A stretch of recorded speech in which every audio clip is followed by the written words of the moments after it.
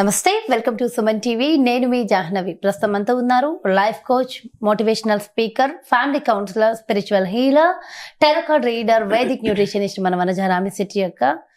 మహిళల్లో ఈ రోజుల్లో యువత దగ్గర నుంచి ప్రతి ఒక్క స్త్రీలో సామాన్యంగా కొన్ని సమస్యలు ఉన్నాయి. సో ఆ సమస్యలకు సంబంధించి సందేహాలని మనం వనజక్కని అడిగి తెలుసుకుందాం. నమస్తే వనజక్క. నమస్తే అమ్మా. పంచక, నేను ఈ రోజు మిమ్మల్ని అడగబోయే ప్రశ్న కొంతమంది మన వ్యూవర్స్ కమెంట్స్ రూపంలో పెట్టింది. సో చాలా మంది అడుగుతున్నారు అన్నమాట. ఏంటి అంటే, మహిళల్లో సాధారణంగా పీరియడ్స్ టైంలో పీరియడ్స్ రాక ముందు నుంచి బాడీలో కొన్ని రకాల చేంజెస్ జరుగుతూ ఉంటాయి.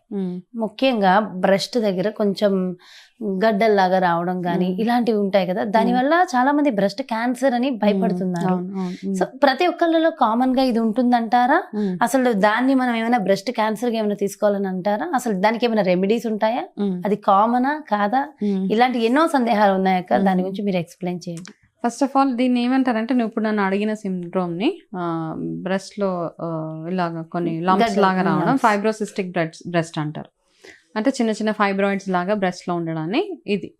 అయితే పిఎంఎస్, ప్రీ మెన్స్ట్రల్ సిండ్రోమ్, అప్పుడు ఏమవుతుందంటే మన నార్మల్ టైంలో మనకి ఇది కనపడదు. ఓకే, మెన్సెస్ పీరియడ్స్ టైంలో ఏమవుతుందంటే మనకి కొంచెం ఈస్ట్రోజన్ లెవెల్స్ ఎక్కువైపు ఈ బ్రెస్ట్ అన్నది, ఈ లంప్స్ మనకి బాగా మనం ఫీల్ అవుతూ ఉంటాం. చాలామంది హెవీనెస్, బ్రెస్ట్లో హెవీనెస్. ఓవరాల్గా కూడా మనకి పీరియడ్స్ ముందు ఒక 1 వీక్ ముందు నుంచి కొంచెం డిస్టర్బెన్సెస్ ఉంటుంది కదా మన బాడీలో. మనకి హార్మోన్ చేంజెస్ వల్ల ఈ సిండ్రోమ్ ఉంటుంది అనమాట. ఇట్లా బ్రెస్ట్లో లంప్స్ రావడం ఇట్లా కామన్, చాలా మందికి కామన్ ఇది. అయితే కామన్ ఏ రకంగా కామన్? ఎవరైతే ఎక్కువగా ఫ్యాట్ ఉన్న డైట్ ఎవరైతే తింటారో, కొంతమందికి ఫ్యామిలీ హిస్టరీ ఉంటుంది, వాళ్ళ ఫ్యామిలీలో అందరికీ సిమ్టమ్ ఉంటుంది, వాళ్ళ పేరెంట్స్కి కానీ ఎవరికైనా. సో వాళ్ళకి ఎక్కువగా ఉంటుంది. ఓకే, ఎవరైతే హై ఫైబర్ డైట్ తినారో వాళ్ళకి ఇట్లాంటి ప్రాబ్లం ఫ్రీక్వెంట్గా కనపడతా ఉంటుంది. అయితే అట్లా అని ఇప్పుడు చాలామంది ఇగ్నోర్ చేసేస్తారు. అంటే ఇటు 2 రకాలు ఉన్నాయి. నువ్వు అన్నట్టు కొంతమంది భయపడిపోతారు, అమ్మో ఇది క్యాన్సరా ఏంటి ఇలా ఉంది అని కొంతమంది భయంతో ఉండిపోతారు. కొంతమంది క్యాన్సర్ ఉన్నా కానీ ఇది నార్మలేలే, అంటే ఏదైనా లంప్ని ఇది నార్మలేలే అని ఇగ్నోర్ చేసిన ఉన్నారు. అయితే మీరు ఎప్పుడు ఇగ్నోర్ చేయకూడదు అంటే, మీకు కంటిన్యూస్గా ఒక లంప్ ఉన్నప్పుడు కనుక, కాన్స్టెంట్గా పీరియడ్స్ ఉన్నా లేకపోయినా మీరు ఏదైనా మీ బ్రెస్ట్లో లంప్ ఉంటే ఫస్ట్ థింగ్ మీరు వెళ్ళి టెస్ట్ చేయించుకోవడం, చాలా మ్యామోగ్రఫీస్ కానీ డాక్టర్ని కన్సల్ట్ అవ్వడం చేయాలి. ఓన్లీ పీరియడ్స్ ముందు మాత్రమే మీకు ఇట్లాంటి లంప్స్ వస్తున్నాయి, తర్వాత పీరియడ్స్ తర్వాత సబ్సైడ్ అయిపోతున్నాయి అనుకున్నప్పుడు అంతగా వరి అవసరం లేదు.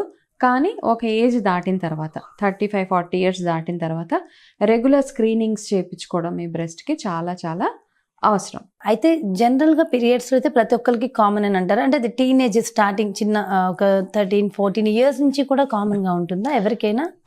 ఉంటుంది, చాలా మందికి అట్లా అనిపిస్తూ ఉంటుంది. చిన్నపిల్లలు అప్పటి నుంచి కూడా ఉంటుంది. అయితే ప్రతి ఒక్కరికి ఉండదు, కొంతమంది. ఓకే, ఒక్క సెట్ ఆఫ్ లేడీస్కి అట్లా ఉంటుంది. కొంతమందికి ఈజీగా, అంటే ఒక్కొక్కరికి ఒక్కొక్క సిమ్టమ్ ఉంటుంది చూడు. కొంతమందికి పొట్ట లావుగా అయిపోవడం, ఉబ్బరంగా అయిపోవడము, బ్యాక్ ఏక్స్ రావడము, వామిటింగ్ సెన్సేషన్స్ రావడము, ఇవన్నీ మీ బాడీలో అయ్యే హార్మోనల్ ఇంబ్యాలెన్స్ వల్ల వచ్చేవి. అయితే వీటిని అవాయిడ్ చేయలేమా అని అడగొచ్చు నువ్వు. ఖచ్చితంగా అవాయిడ్ చేయొచ్చు. ఓకే, అయితే ఎవరికైతే ఈ బ్రెస్ట్ లో లంప్స్ ఉన్నాయని ఎవరైతే చాలా మంది, ఆఫ్ కోర్స్ నేను కూడా కొన్ని కామెంట్స్ చదివాను, వాళ్ళకి ఎవరికైతే ఉన్నదో ఫస్ట్ థింగ్ మీకు ఏదైనా డౌట్ ఉంటే, ఓకే ఇప్పుడు నేను ఈ వీడియోలో చెప్తున్నానని కాకుండా మీకు ఏదన్నా ఏమాత్రం డౌట్ ఉన్నా మీరు వెళ్ళి ఒక 1000 రూపీస్ అంతకంటే ఎక్కువ ఒక మ్యామోగ్రఫీ చేయించుకొని మీరు ఫస్ట్ మైండ్ క్లియర్గా ఉంటుంది. మనకి నెల టెన్షన్ పడే కంటే కూడా ఫస్ట్ దాన్ని క్లియర్ చేసేసుకోవడం చాలా బెస్ట్ థింగ్. అది కాకుండా మీకు ఈ ప్రాబ్లం ఉన్నప్పుడు ఏంటంటే, ఎందుకు వస్తుంది? ఎక్కువగా ఫ్యాట్ డైట్ తినడం వల్ల, కొవ్వు పదార్థాలు బాగా తింటే కూడా ఈ ప్రాబ్లం మీకు రెగ్యులర్గా కనబడుతూ ఉంటుంది. మీరు చేయాల్సింది ఏంటి? ఎక్కువ హై ఫైబర్ ఉన్న ఫుడ్, పీరియడ్స్కి అట్లీస్ట్ ఒక 10 days ముందు నుంచి మీరు సాల్ట్ తగ్గించేయాలి. తక్కువగా సాల్ట్ ఎక్కువ తినేయడం అట్లాంటివి కాకుండా, సాల్ట్ తోటి కూడిన జంక్ ఫుడ్స్ అవన్నీ తగ్గించి రెగ్యులర్గా ఎక్సర్సైజ్ ఎక్కువ చేయడము. Okay, and coffee intake, caffeine intake తగ్గించాలి. ఎవరికైతే ఈ ప్రాబ్లం ఉన్న వాళ్ళు ఇవన్నీ చిన్న అనమాట. అండ్ రెగ్యులర్గా మీరు ఇంకా ఫ్యూచర్లో ఎట్లాంటి ప్రాబ్లంలో పడకుండా ఉండాలి అనుకున్నప్పుడు రెగ్యులర్ ఎక్సర్సైజెస్ బాగా చాలా అవసరం. ఎక్సర్సైజ్ ఎవరైతే చేయట్లేదు, టైం లేదు మాకు, మేము చేయలేము, మాకు ఇంట్లో రెస్పాన్సిబిలిటీస్ ఉన్నాయి, ఏదో ఒక టైంలో even in the evening at least morning టైంలో కుదరట్లేదు మా హౌస్ హోల్డ్ వర్క్స్ వల్ల అన్న వాళ్ళు ఈవినింగ్ కూడా చేయాలి. అంటే ఇది ఎక్సర్సైజ్ అన్నిటికీ ఎక్సర్సైజ్ చెప్తున్నారని అనుకోవచ్చు అందరూ, కానీ నిజంగా వీటన్నిటికీ హార్మోనల్ ఇంబ్యాలెన్సెస్ కానీ బ్రెస్ట్లో లంప్స్ ఇవన్నీ పోవాలంటే మంచి డైట్ మంచి ఎక్సర్సైజ్ చాలా చాలా అవసరం. ఓకే, అయితే కాఫీలు టీలు పీరియడ్ టైంలో తాగొచ్చా తాగకూడదా? ఇంటేక్ నార్మల్గా కాఫీ టీ జనరల్గానే ఇట్స్ నాట్ అ వెరీ అంటే ఇట్స్ నాట్ హెల్దీ కూడా కాదు అవి. ఎంత తగ్గిస్తే అంత మంచిది. అండ్ ఈ టైంలో ఎంత కాఫీ తగ్గిస్తే అంత మంచిది. అట్లీస్ట్ మీరు బటర్ మిల్క్ ఎక్కువ తాగండి, బాగా మజ్జిగ తాగడము. అండ్ ఇట్లాంటి ప్రాబ్లమ్స్ ఉన్న వాళ్ళు ప్రీమెన్స్ట్రల్ సిండ్రోమ్స్ చాలా మందికి ఉంటాయి, ఇది ఒకటే కాదు చాలా చాలా ఉంటాయి కదా. అదే వీళ్ళందరికీ ఒక చిన్న రెమెడీ ఏంటంటే, మీరు పీరియడ్స్కి ఒక 10 days ముందు నుంచి మీకు తెలుస్తుంది కదా పలానా డేట్ రోజు నాకు ఇలాగా పీరియడ్స్ ఉంటాయి, ఒక 10 days ముందు నుంచి మీరు బనానా రెగ్యులర్గా మీ లంచ్లో బనానా అరటిపండు యాడ్ చేయండి.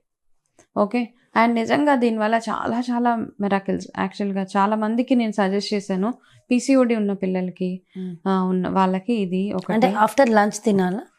ఆఫ్టర్ లంచ్ డైలీ ఒక 10 days కంటిన్యూస్గా మీరు ఇది తినండి. ఇంకొకటి ఏం చేయండి అంటే, ఇట్లా మీ ఇంట్లో పీసీఓడి ప్రాబ్లం కానీ పిఎంఎస్ సిండ్రోమ్స్ ఎవరికైతే ఉన్నాయో, ప్రీ మెన్స్ట్రల్ ప్రాబ్లమ్స్ ఎవరికైతే ఉన్నాయో, ఒక 10 days ముందు నుంచి మూడ్ స్వింగ్స్ ఉంటాయి, లేకపోతే ఇండైజెషన్స్, కడుపు బ్లోటింగ్ ఇవన్నీ ఉన్న వాళ్ళు ఒక 4 కిస్మిస్ ఇందులో పెరుగులో నానబెట్టేయండి. నైట్లో నానబెట్టేసి రెగ్యులర్గా 3 months మీరు తినండి. ఇది హోమ్ రెమెడీ. ఏ టైంలో తినాలి? Early morning. ఎవరికైతే ఈ పిఎంఎస్ పెరుగుతో పాటు తినేసి, పెరుగుతో పాటు కొద్దిగానే ఒక 4 కిస్మిస్, ఓకే రేజన్స్ అంటారు ఇంగ్లీష్లో, కిస్మిస్ తెలుగులో డ్రై ఎండు ద్రాక్ష నానబెట్టి పెరుగులో నైట్ నానబెట్టేసి మార్నింగ్ రెగ్యులర్గా, ఎస్పెషలీ యంగ్ పిల్లలకి పీసీఓడి ప్రాబ్లమ్స్ చాలా ఉన్నాయి, వాళ్ళకి ఒక 3 months ఇది పెట్టి వాళ్ళకి ప్రతి పీరియడ్స్కి 10 days ముందు మీరు అరటిపండు ఇవ్వండి. ఒక 3 monthsలో వాళ్ళకి ఉన్న పీసీఓడి ప్రాబ్లమ్స్ ఇవన్నీ చక్కగా వెళ్ళిపోతాయి. సూపర్ అక్క, నిజంగా ఇప్పుడు మీరు చెప్పిన ఈ సమస్యకి సొల్యూషన్స్ చాలా మందికి బాగా యూజ్ అవుతాయి.